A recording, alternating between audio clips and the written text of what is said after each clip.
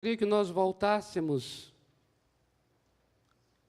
ao capítulo 12 de Mateus.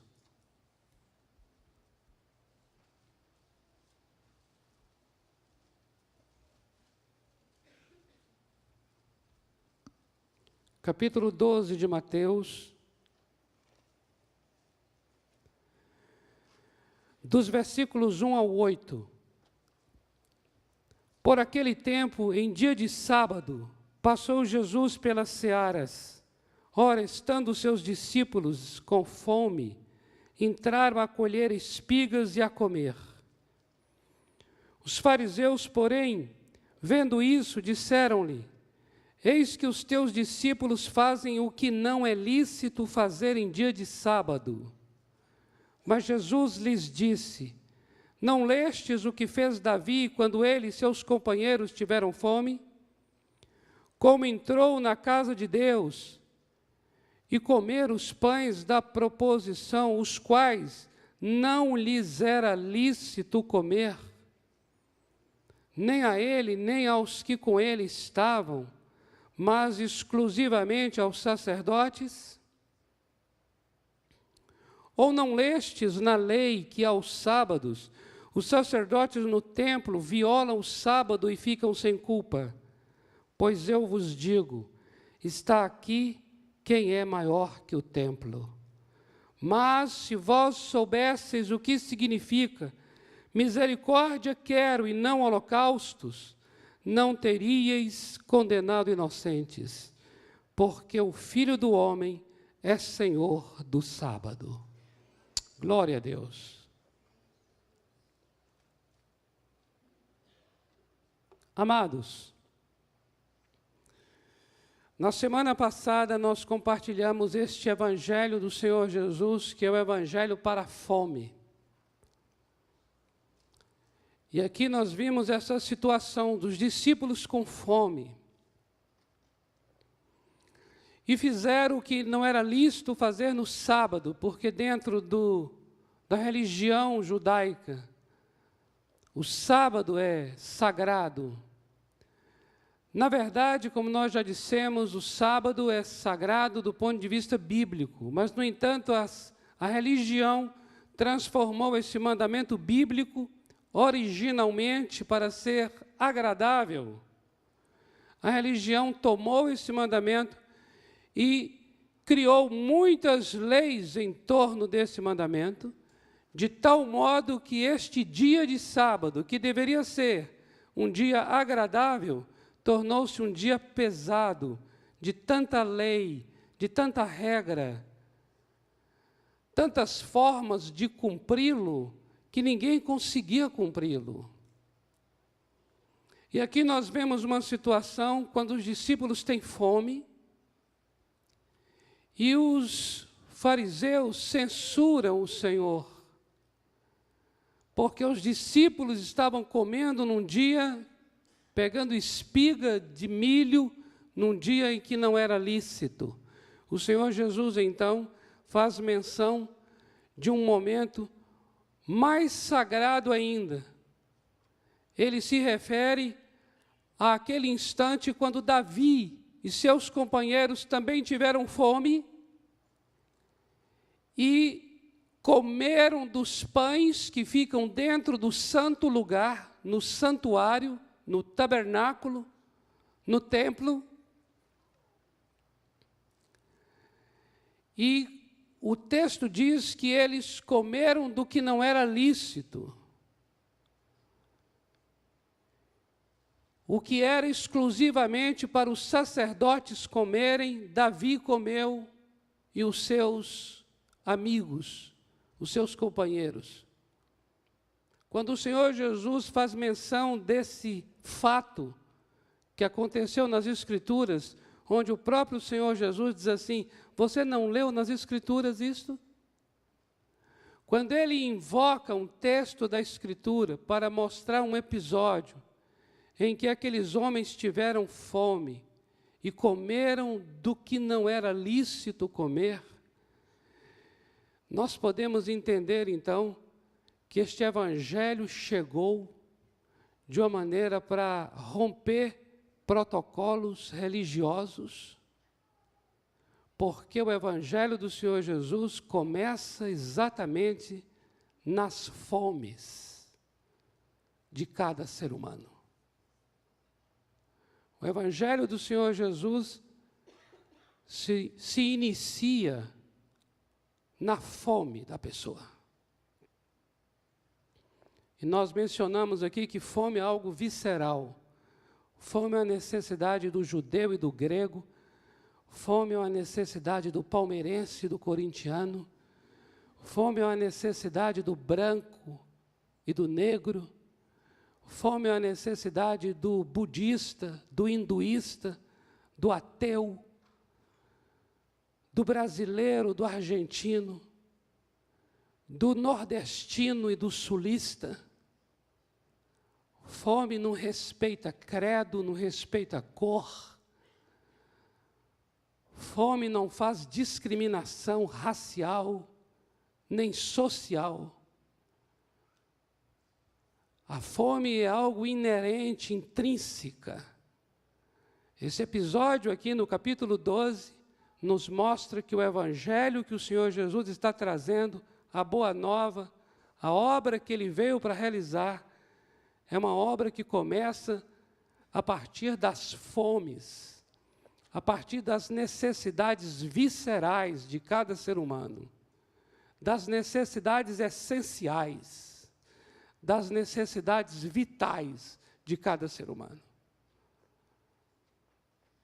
A fome, ela é irreverente. E o que nós podemos presenciar aqui é que o Senhor Jesus está trazendo uma mensagem a partir dessa circunstância, para mostrar o quanto Ele está vendo pessoas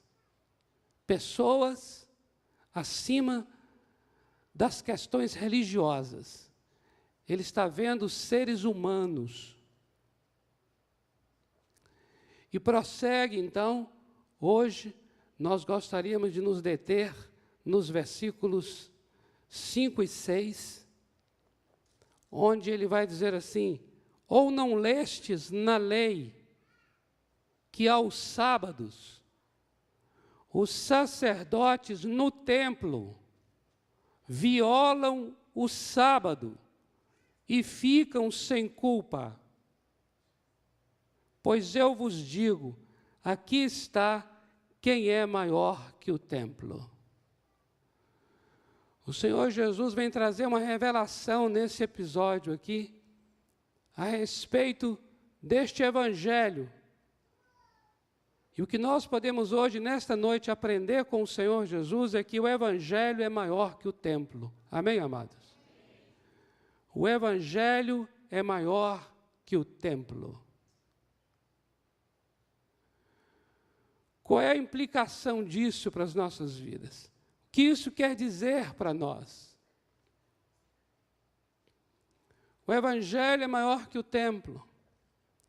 É interessante que o Senhor Jesus está fazendo menção aqui do serviço dos sacerdotes, conforme Números, capítulo 28, versículo 9. Os sacerdotes estão servindo no dia de sábado, no templo. E eles realizam essas atividades e ficam sem culpa, como o Senhor Jesus falou. Agora, o que é interessante é que depois dele dizer que os sacerdotes trabalham no sábado, no templo, ele então traz essa revelação: está aqui quem é maior que o templo. Ele está se colocando acima de qualquer construção religiosa. Queridos, o templo, a exemplo do sábado, é um símbolo religioso extremamente caro para o povo judeu. O templo, ele tem significados que vão além de uma simples construção física. O templo, na verdade, foi construído por Salomão, o primeiro templo. E antes de Salomão, o pai dele, Davi, desejou construir um templo, porque ele disse: eu moro num palácio, e a arca do Senhor mora numa tenda. Por isso, eu não descansarei e não darei descanso aos meus olhos, até que eu construa uma casa e um templo para a arca da aliança. E na compreensão de Davi, construir um templo para a arca era construir uma casa para Deus. Mas Davi não efetuou isso. Quem foi executar isso foi seu filho Salomão, que construiu um templo suntuoso, um templo caríssimo, um templo extremamente glorioso. E é interessante a gente observar aquele dia quando ocorreu a inauguração do templo, amados. A Bíblia diz que uma fumaça, simbolizando a glória, a presença de Deus, encheu o templo, de tal maneira que os próprios sacerdotes, os cantores, os que tocavam, não podiam ministrar de pé, por causa do peso da glória de Deus naquele lugar. Aleluia! Amados, isso é muito tremendo. Agora você começa a imaginar agora aí, na cabeça de Salomão, na cabeça de todo o povo judeu, a partir dessa tão gloriosa experiência, eles entenderam: construímos uma casa para Deus e a glória de Deus encheu a casa. Então, o que se entende a partir daí? Se entende Deus habita no templo, Deus mora nesta casa. Logo, esta casa é uma casa sagrada. Essa casa e esse templo passam a ser símbolos significativos que dão uma identidade àquele povo de Israel como identidade de povo de Deus. Porque eles tinham o templo e o templo tinha Deus. Mas eu gostaria de mencionar agora um texto para os irmãos, que foi até uma oração de Salomão no dia da consagração daquele templo. Eu vou só mencionar, não precisa vocês lerem. Em 2º livro das Crônicas, no capítulo 6, no versículo 18, Salomão orando disse assim: mas, de fato, habitaria Deus com os homens na terra? Ele está perguntando: habitaria Deus com os homens?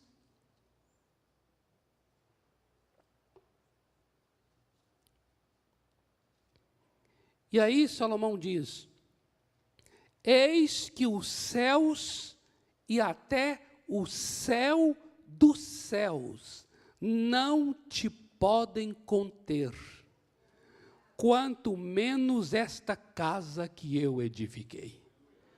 Amém, amados? Amados, nessa noite está aqui aquele que é maior que o templo. Aleluia!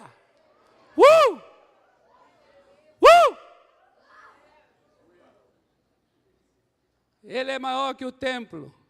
O Senhor Jesus Cristo é maior que o templo. O seu evangelho, o evangelho do Senhor Jesus é maior que o templo.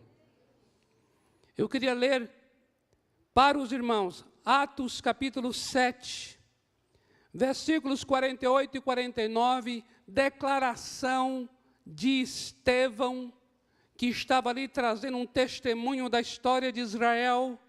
Estevão então declara: entretanto, não habita o Altíssimo em casas feitas por mãos humanas. Amém? O Altíssimo não habita em casas feitas por mãos humanas.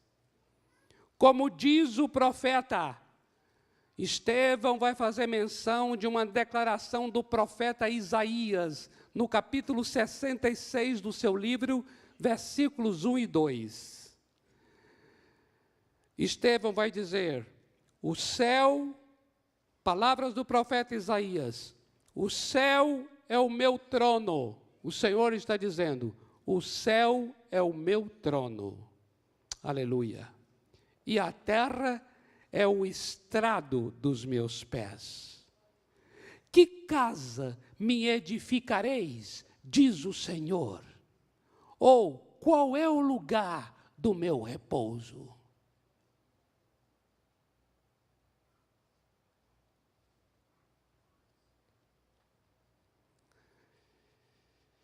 Ainda no livro de Atos, no capítulo 17, versículos 24 e 25, o apóstolo Paulo está em Atenas, testemunhando a respeito de Deus. E ele foi num lugar, num Areópago, onde ele observou que tinha um altar para cada tipo de Deus. Havia um altar. E ele então prestou bem atenção que existia um altar cuja inscrição não era o nome de um Deus, mas estava escrito ao Deus desconhecido. Era tanto Deus que eles tiveram cuidado de colocar um altar ao Deus desconhecido. O apóstolo Paulo, muito sabiamente, e tomando aquela ocasião, falou assim, pois eu vou falar para vocês agora justamente deste Deus desconhecido. Oh, aleluia! Amém, amados? Queridos, o nosso Deus é incontrolável.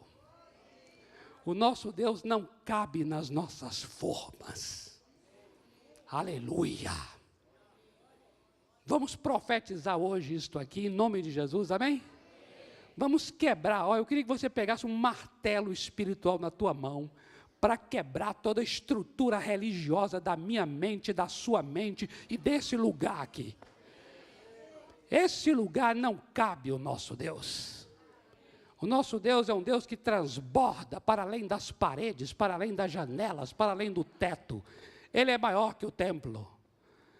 Não há como mesmo você chegar e dizer, o Deus é este o nome dele, é este o nome dele. Amados, o nosso Deus, o próprio judeu, quando se refere ao nosso Deus, nem menciona o nome, porque o nome de Deus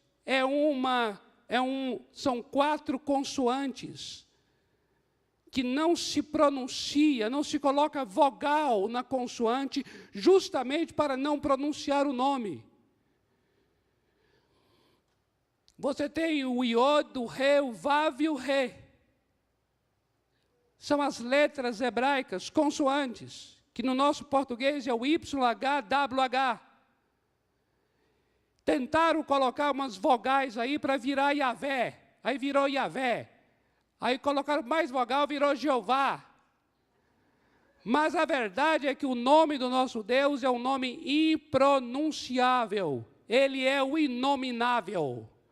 E por que é inominável?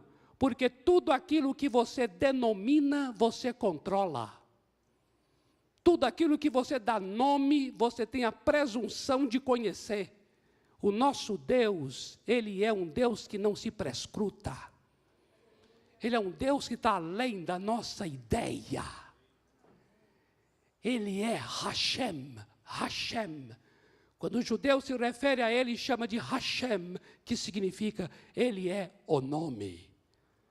O seu nome é o nome. Ele falou para Moisés, Moisés falou, quem eu posso dizer que é o Senhor? Eles vão perguntar quem foi que me enviou, porque a gente fica perguntando, de onde você é? Não é verdade? A gente quer saber de nome. Você é de qual igreja? Aí você fala, eu sou da igreja do Senhor Jesus Cristo. Ele não se contenta, ele quer saber qual o nome. A gente não fica em paz quando a gente não tem um nome. Porque o nome nos faz reduzir aquilo ao nome. O nome tem um aspecto de definir, mas tem também um aspecto de reduzir. E aí a resposta do Senhor Deus a Moisés é, diga lá, pode dizer, que quem te enviou foi eu sou. É definição indefinida. Eles vão perguntar, pode dizer, eu sou e tem um sobrenome. O que sou? Aleluia!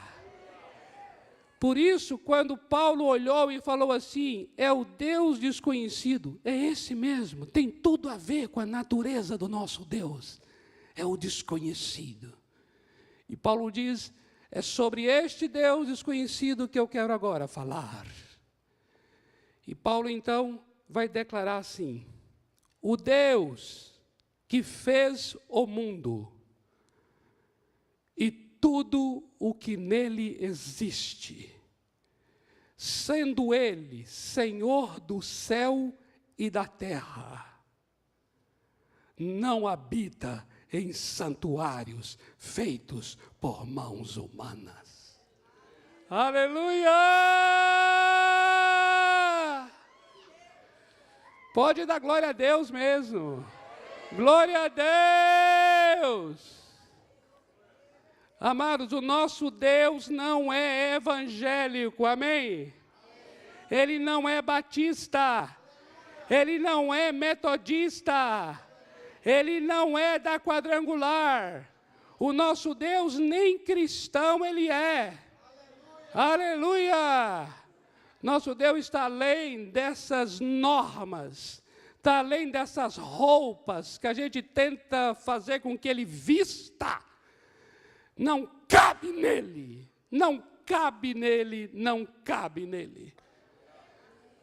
A única pessoa que de fato veio demonstrar exatamente quem este nosso Deus é o Senhor Jesus Cristo.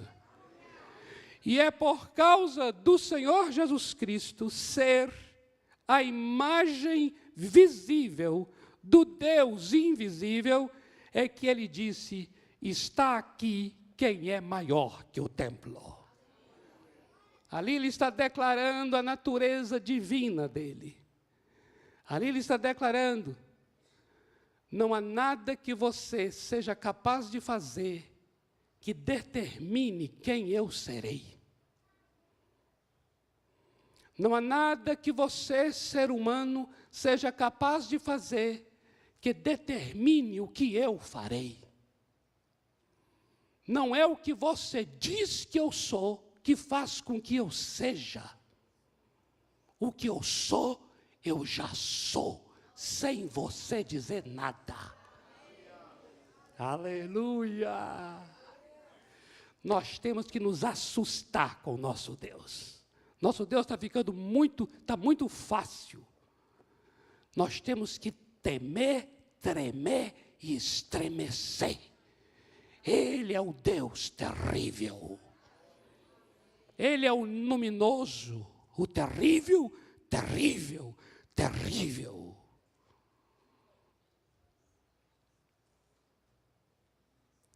O apóstolo Paulo vai então aqui declarar, o Deus que fez o mundo e tudo o que nele existe, sendo ele Senhor do céu e da terra, não habita em santuários feitos por mãos humanas. Nem é servido por mãos humanas, como se de alguma coisa precisasse. Pois ele mesmo é quem a todos dá vida, respiração e tudo mais. Aleluia! Glória a Deus!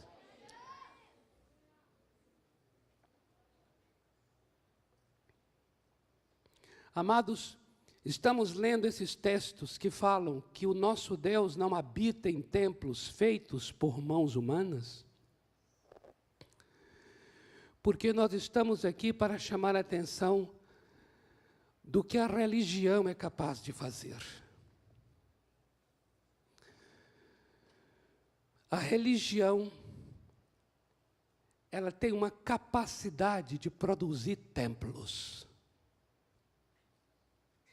A religião é construtora de santuários. Sabe o que isso significa?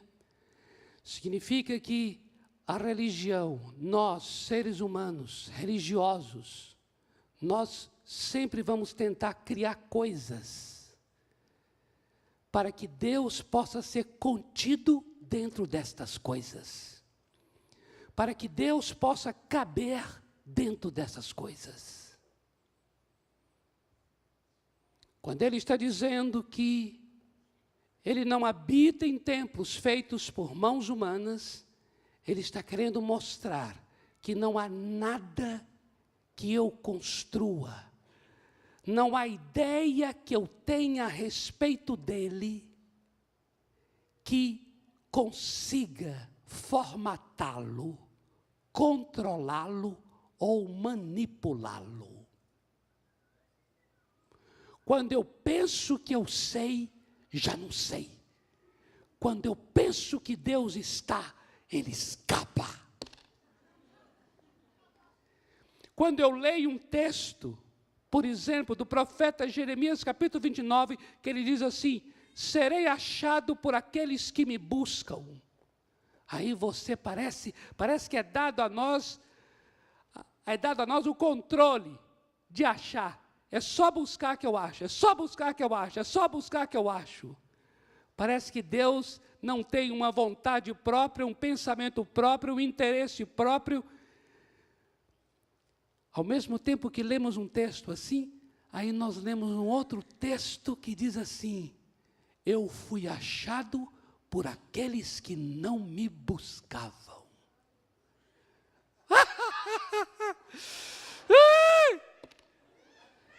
Glória a Deus!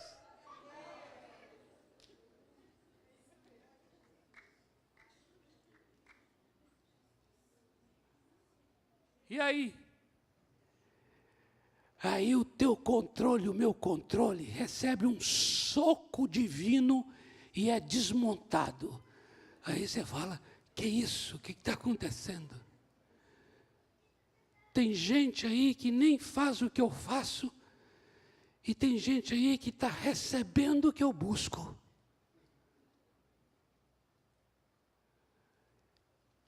Está aqui aquele que é maior que o templo. Oh, tremendo é o Senhor. Amados irmãos, no Evangelho de João, capítulo 4, nos versículos 19 a 24, naquela experiência tão conhecida nossa do encontro do Senhor Jesus com a mulher samaritana, chega um momento da conversa do Senhor Jesus com a mulher samaritana, em que o Senhor Jesus revela o coração daquela mulher, e aquela mulher então entende que ela está diante de um homem que é profeta. Então veja agora, atenta para isso. Então, ela diz assim: Senhor, disse-lhe a mulher, vejo que tu és profeta. E agora veja o que ela vai dizer. Nossos pais adoravam neste monte. Vós, entretanto, dizeis que em Jerusalém é o lugar onde se deve adorar. Observe que a mente dela é bem típica de uma pessoa muito religiosa. Ela sabe onde é o local em que o povo dela, samaritano, adora, e ela sabe onde é o local onde o povo judeu adora. E a adoração dela está presa àquele lugar. O Senhor Jesus então lhe diz: mulher, podes crer em mim, que a hora vem, quando nem neste monte, nem em Jerusalém, adorareis o Pai. Vós adorais o que não conheceis, nós adoramos o que conhecemos, porque a salvação vem dos judeus. Mas vem a hora, mulher, e já chegou essa hora, em que os verdadeiros adoradores adorarão o Pai em espírito e em verdade. porque são estes que o Pai procura para seus adoradores. Deus é Espírito. Amém? Está aqui aquele que é maior que o templo. Deus é Espírito, e importa que os seus adoradores o adorem em espírito e em verdade. Glória a Deus. O Senhor aqui, Ele rompeu com os lugares. Ele está declarando que agora a adoração é em espírito e em verdade. O que significa que, onde quer que eu esteja, em espírito e em verdade, eu posso adorar o Senhor. Eu adoro o Senhor dentro do templo, eu adoro o Senhor fora do templo. Eu diria até mais, adoramos muito mais ao Senhor fora do templo do que dentro dele.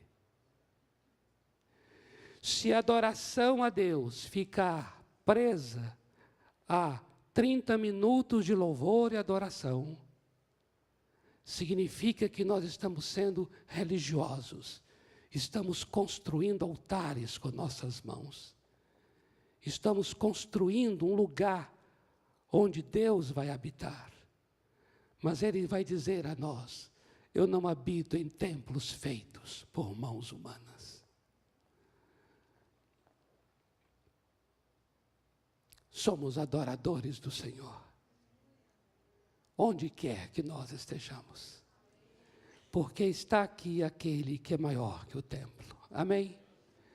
Amados, eu estava orando ao Senhor hoje, estava com essa palavra no coração, mas eu cheguei diante dele e falei, Senhor, eu preciso de Ti, uma história nas Escrituras, uma passagem na palavra, que me traga, Senhor, entendimento e clareza, e dê clareza aos irmãos, sobre o que está no Teu coração, Senhor. O que o Senhor está querendo falar através desta palavra? O que está em Teu coração, quando o Senhor diz que é maior que o templo? O que o Senhor está querendo, Pai, que nós, o Teu povo, saiba. Essa foi a minha oração. Queridos, imediatamente, quando eu estava orando isso assim, imediatamente, veio um texto à minha mente, que jamais eu estava nem imaginava texto igual. E eu fui rapidamente na Escritura para ler todo o capítulo. E ali, ao ler, eu entendi, eu senti o que estava no coração do Senhor, para que a gente entenda que Ele é maior que o templo. Amém? Eu queria agora, então, ler com você essa passagem. Está no segundo livro das Crônicas, no capítulo 30. Capítulo 30 do segundo livro das Crônicas.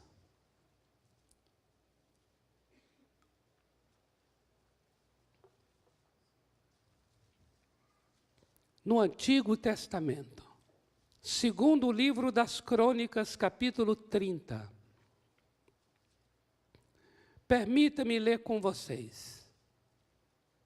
Para isso eu quero situar vocês. Observa. Estamos aqui durante o reinado e a gestão de um homem chamado Ezequias, rei de Judá. E quando Ezequias assumiu o trono,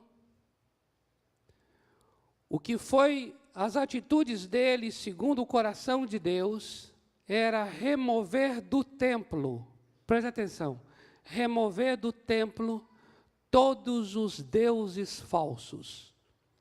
Ezequias, no capítulo 29, vai fazer um mutirão com todos os sacerdotes para limpar o templo.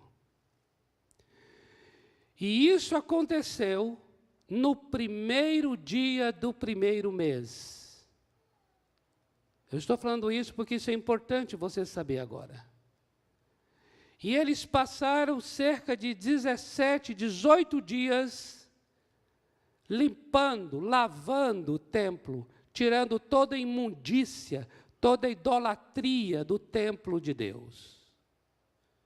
Ocorre que, dentro do calendário sagrado que Deus havia dado, presta atenção, dentro do calendário sagrado que Deus havia dado, no dia 14 do primeiro mês, é Páscoa. A data mais sagrada das sagradas. A festa mais sagrada de todas as festas. E porque eles estavam envolvidos na limpeza do templo, eles não celebraram a Páscoa. Isso jamais havia ocorrido na história da nação. No capítulo 30, Ezequias vai mandar uma carta para toda a nação, chamando o povo para vir celebrar a Páscoa do segundo mês. Páscoa na data errada.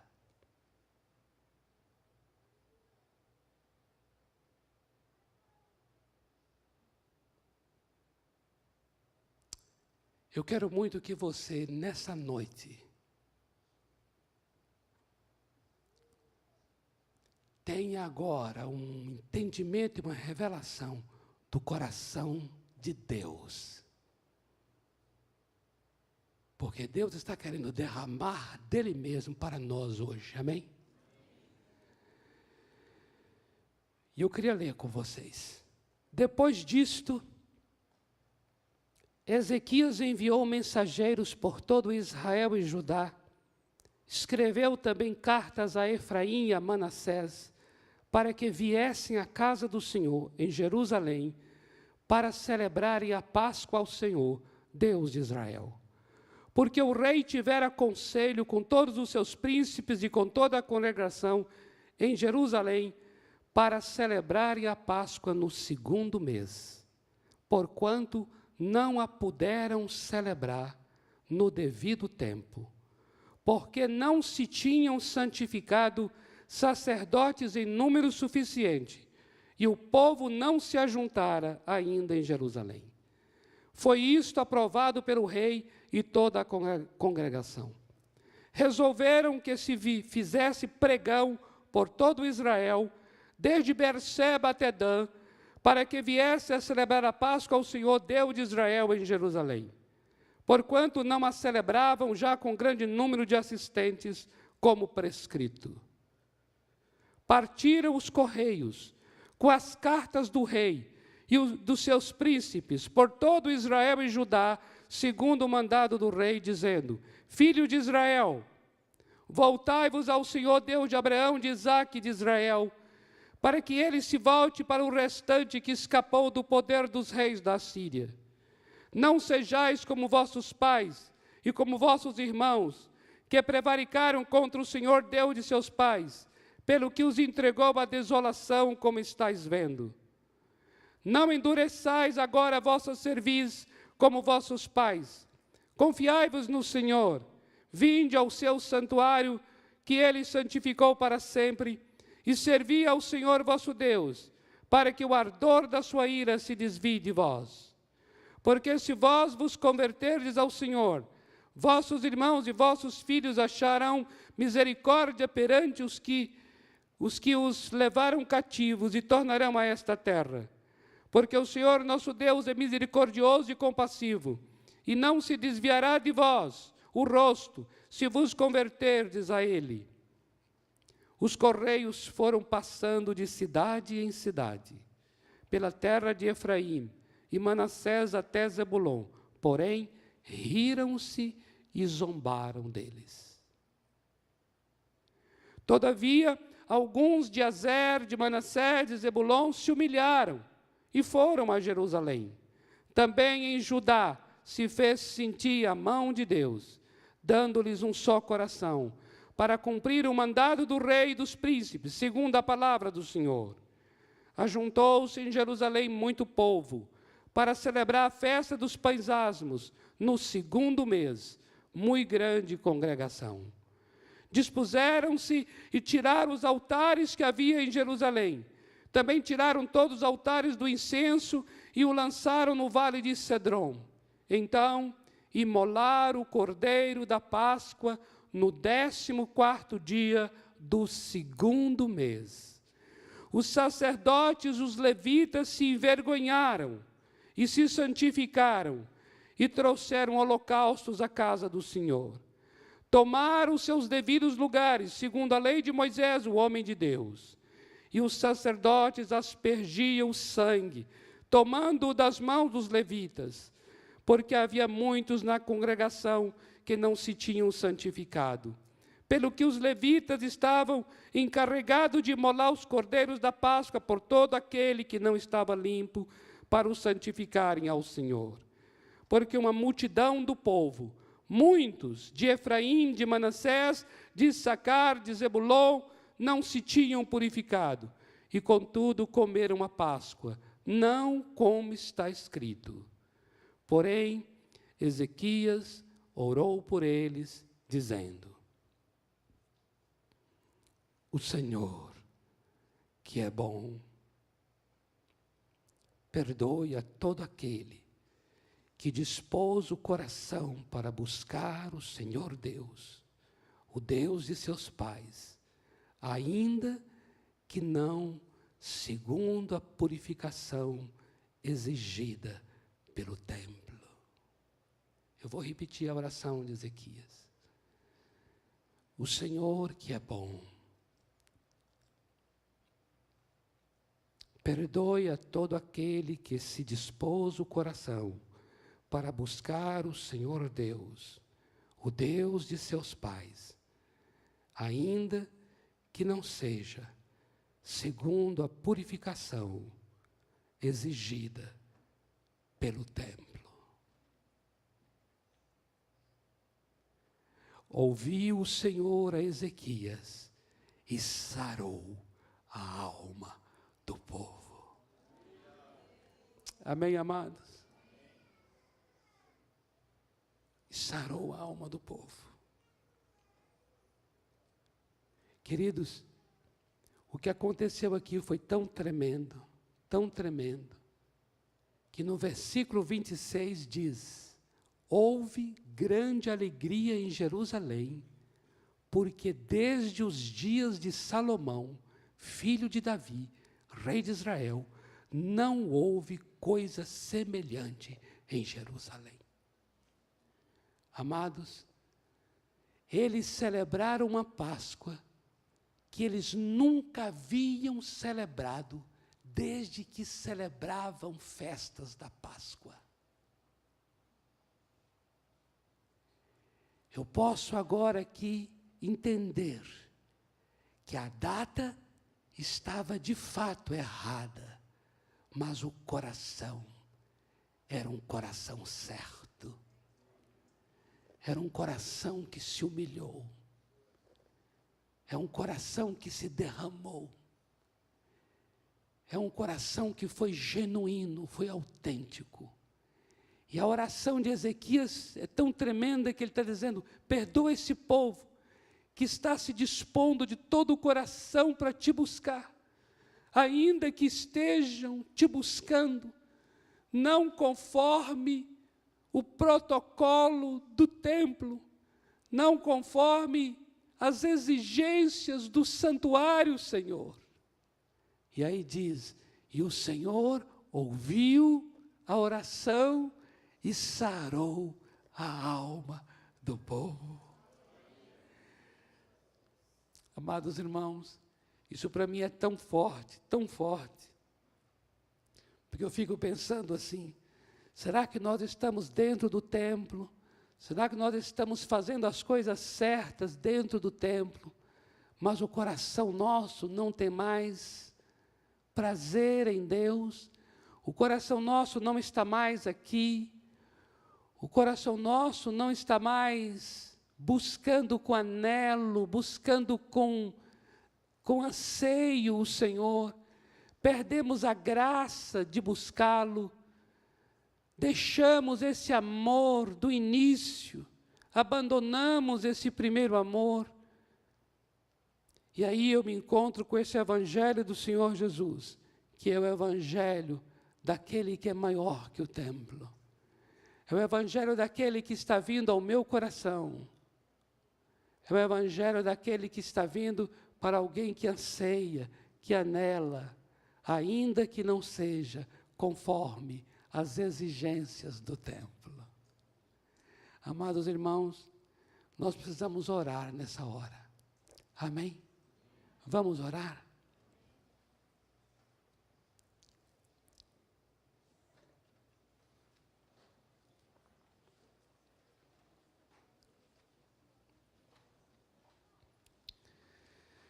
Vamos nos colocar de pé, já que você se colocou de pé, para orar.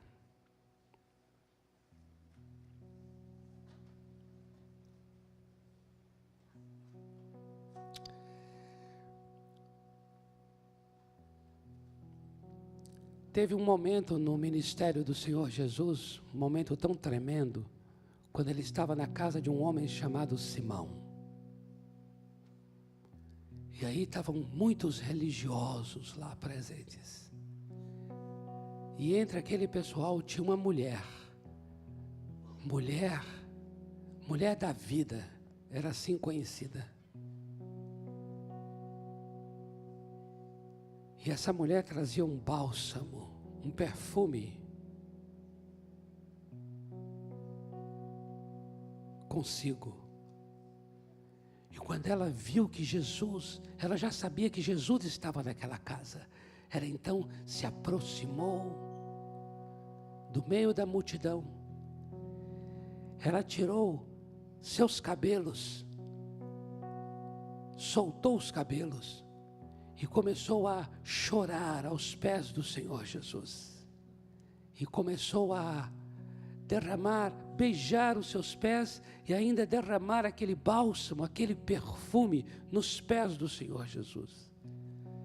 O fariseu que estava ali, um homem extremamente religioso, pensou consigo: se esse homem fosse profeta, saberia que essa mulher que lhe esfrega é uma prostituta, uma mulher da vida.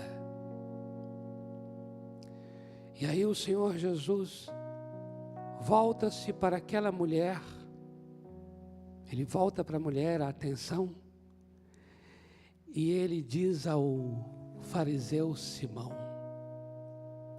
vês esta mulher? Eu entrei em tua casa. Presta atenção aqui. Aqui eu vou mencionar agora um ritual que é uma tradição dentro dos costumes culturais e religiosos do povo daquela época. Eles tinham uma tradição quando recebia um hóspede. Então veja o que Jesus vai falar agora. Está vendo esta mulher, Simão? Eu entrei em tua casa e não me deste água para os pés. Mas esta mulher, ela regou os meus pés com lágrimas e os enxugou com seus cabelos. Simão, você não me deu o beijo, o ósculo que você deveria me dar. E no entanto, esta mulher, desde que entrei, não cessa de me beijar os pés. Simão, você deveria, conforme a tradição, me ungir a cabeça com óleo. Você não me ungiu a cabeça com óleo, mas esta mulher, com o seu perfume, unge os meus pés. Está aqui aquele que é maior que o templo.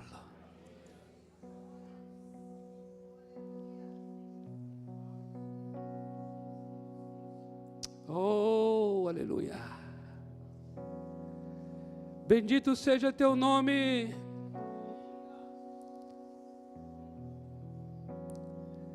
Eu abençoo, Senhor, cada vida preciosa neste lugar. Eis aqui o nosso coração diante do Senhor. Vem com a tua palavra. Vem com o fogo da tua palavra, aviva-nos. Aviva-nos. Aviva-nos.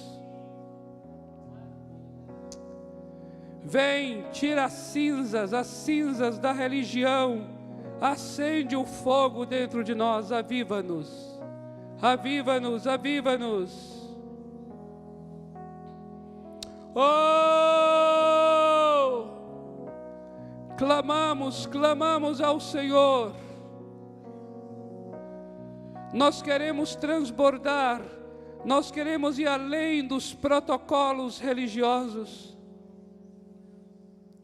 Nós queremos ser autênticos diante de Ti, não é porque estamos no templo. Nós queremos rasgar o nosso coração, não é porque estamos num culto. Não é porque temos um louvor que nos inspira, não é porque temos uma palavra que nos inspira. Nós queremos, Senhor, que o Teu Espírito nos inquiete, Teu Espírito nos incomode. Nós queremos que haja culto em nossas vidas, para que haja vida em nossos cultos. Apresentamos diante do Senhor nesta noite o nosso coração. Cura o nosso coração. Sara a nossa alma, como fizeste na oração de Ezequias. Sara a nossa alma, Deus. Tu estás aqui como aquele que é maior que o templo. Tu estás aqui como aquele que é maior do que os limites que colocamos para Ti. Agora nós oramos, Senhor, todo o formato que nós fizemos na cabeça a Teu respeito, arranca e derruba de nós. Todo o controle que nós temos sobre Ti, Senhor, manifesta-te a nós. Destrua tudo aquilo que nós fizemos para Te manipular, que nós fizemos para Te controlar. Oh Santo Espírito, inquieta-nos nesta noite. Aviva-nos, aviva-nos, aviva-nos. Nós queremos ser um povo não apenas do templo, nós queremos ser um templo para o povo. Nós queremos ser um santuário onde quer que estejamos, Senhor. Nós queremos ir além das linhas e dos limites da religião. Eis aqui o nosso coração, Senhor. Aviva-nos, aviva-nos, aviva-nos. Eu gostaria que nós ministrássemos aquele cântico que nós ministramos aqui sobre a graça maior que o meu passado, maior do que o pecado, maior do que toda dor. Eu gostaria que nós ministrássemos mesmo diante do Senhor esse cântico, amados, declarando a graça do Senhor, que é maior, a graça que é maior que o templo, a graça que é maior do que a nossa religiosidade, a graça que é maior do que os limites que nós já estabelecemos. Que o Senhor rompa em nós hoje e faça uma coisa nova no nosso coração nesta noite, em nome de Jesus. Amém? Podemos declarar aqui, onde estão os amados aqui? Onde é que está o pessoal da graça?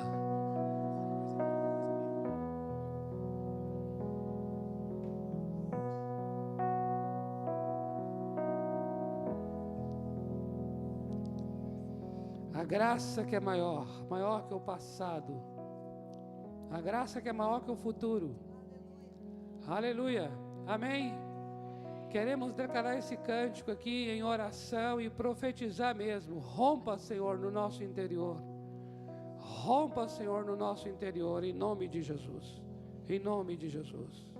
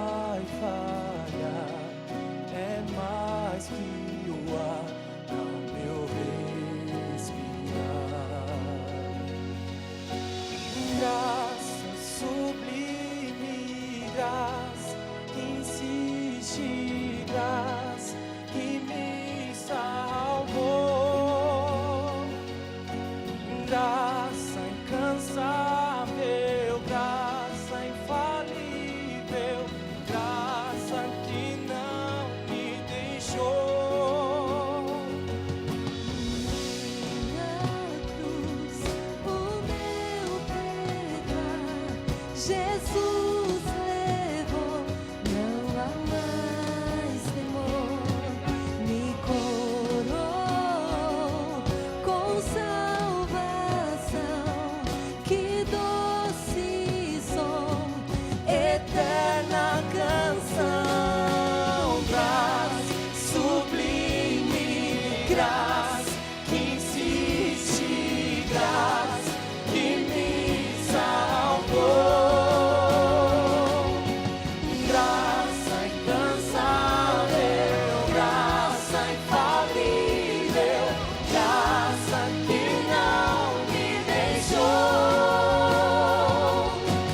Graça maior que o meu passado, mais forte que a dor, paixão que transbordou. Amor maior que o meu pecado, teu sangue escreveu, a graça já venceu. Graça sublime, graça que insiste, graça que me salvou. Graça incansável, graça infalível, graça que não me deixou. Graça sublime, graça que insiste, graça que me salvou. Graça incansável, graça infalível, graça que não me deixou. Graça maior que o meu passado, mais forte que a dor, paixão que transbordou. Amor maior que o meu pecado, teu sangue escreveu, a graça já venceu. Graça sublime,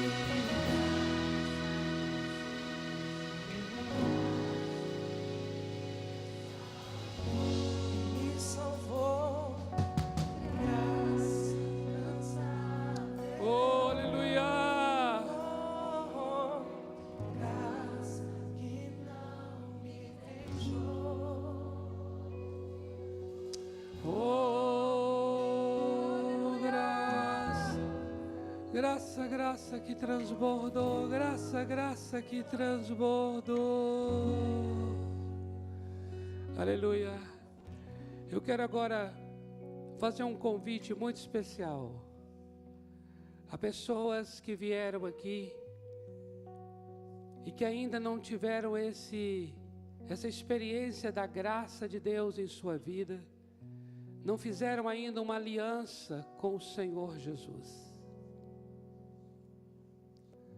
A palavra de Deus diz que quando o Senhor Jesus foi para a cruz do Calvário, Ele sofreu fora da porta. Ele sofreu fora do templo. Ele foi suspenso no madeiro, num lugar chamado Gólgota, caveira. Ele sofreu fora do templo.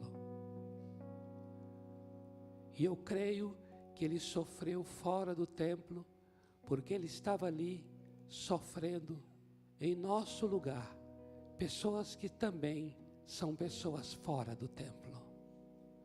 Nós estávamos fora da presença de Deus. Nós não tínhamos acesso ao templo. E o Senhor Jesus Cristo, o Cordeiro de Deus, morreu fora da porta. E Ele estava ali fazendo isso em meu lugar, em seu lugar. para que hoje eu pudesse ter acesso à sua presença, para que hoje eu possa entrar, eu possa me aproximar, eu possa entrar pelas portas da sua presença. Ele sofreu fora da porta. Então, se você tem vivido uma vida que você sente que está distante, fora do templo, distante da presença de Deus, você não sente essa comunhão com Deus, essa proximidade de Deus como Pai, e você está aqui nessa noite, ouviu essa palavra que Jesus é maior que o templo, isso quer dizer que Jesus foi até você, Ele foi além do templo, Ele é o Deus fora do templo, e Ele vai para quem está lá fora, e Ele incomoda o coração para que a pessoa entre e se aproxime. E eu creio que você está aqui, não porque um amigo, uma amiga te convidou, mas mais do que isso, você está aqui porque é da vontade de Deus que você viesse a este lugar. Então a minha pergunta é, você que veio a este lugar e que ainda não fez essa aliança com Deus, ainda não fez essa aliança e essa confissão da sua boca de Jesus como teu Senhor e Salvador, e hoje nessa noite você está aqui para isso, e entende que eu estou falando com você, eu gostaria que você desse um sinal com a sua mão, dizendo assim, hoje eu quero fazer uma aliança com Deus. Dê um sinal com a sua mão, e eu vou entender que você está querendo fazer uma aliança com Deus. Olha aqui, ó, nós temos duas queridas aqui, quem mais? Aqui nós temos uma amada. Quais outras pessoas estão aqui aí na galeria, que levantando a mão você está dizendo assim, eu quero fazer essa aliança com Deus, eu quero que a minha vida seja transformada por esse evangelho do Senhor Jesus Cristo. Você que levantou a mão, vem aqui à frente, eu gostaria de orar com você. Pode vir aqui, não se constranja, venha aqui, pode vir, junte-se aqui às pessoas que estão aqui, isso, pode vir, não se constranja não, pode vir, se tem mais pessoas aí, pode vir aqui, nós vamos orar com vocês, amém? Eu vou pedir que vocês façam uma oração simples, repetindo comigo, tá bom? Eu queria que vocês declarassem assim, Senhor Deus, nesta noite, eu quero fazer uma aliança, uma nova aliança contigo. Por isto, eu confesso com a minha boca que Jesus Cristo, o Deus Jesus, é o meu Senhor, é o meu único Salvador, e eu o recebo agora em minha vida, e declaro que a minha vida, a partir de hoje, será o verdadeiro templo, a verdadeira morada do Senhor. Amém. Amém, amados. Glória a Deus. Glória a Deus. É exatamente isso. O Senhor transforma nosso corpo no seu verdadeiro templo. Amém? Eu queria que nós pudéssemos, os irmãos já estão orientando aí as queridas, por favor. Isso, acompanha esses amados aí, ó. Pode acompanhá-los aí. Isso. Glória a Deus. Eu queria que vocês juntassem assim, vamos dar as mãos. Louvado seja o Senhor. No próximo domingo, eu quero encerrar essa trilogia, eu estou chamando de trilogia, de Mateus 12, com o Evangelho da Misericórdia. Amém? O Evangelho da Misericórdia. Que é isso que o Senhor declarou. Misericórdia eu quero e não sacrifícios. Eu quero encorajar você a convidar pessoas. Nós todos necessitamos dessa misericórdia. Mas essa misericórdia quer também transbordar em favor de vidas que são colegas, amigos, familiares nossos. Porque nós queremos ministrar a misericórdia de Deus em favor dessas pessoas. Amém? Pai amado, eu quero abençoar os teus queridos neste lugar. E abençoar a semana dos teus servos. Eu oro para que o Senhor Jesus Cristo se revele a cada um neste lugar. Manifesta-te, Senhor Jesus, onde quer que o teu servo, tua serva esteja, e por onde teu servo e tua serva for, que o Senhor se revele a eles, como aquele que é maior que o templo. Eu oro por esta revelação, em nome do Senhor Jesus Cristo. Amém. Amém, amados. Glória a Deus. Dê um abraço aí nessa pessoa próxima de você. Uma semana bendita em nome do Senhor Jesus.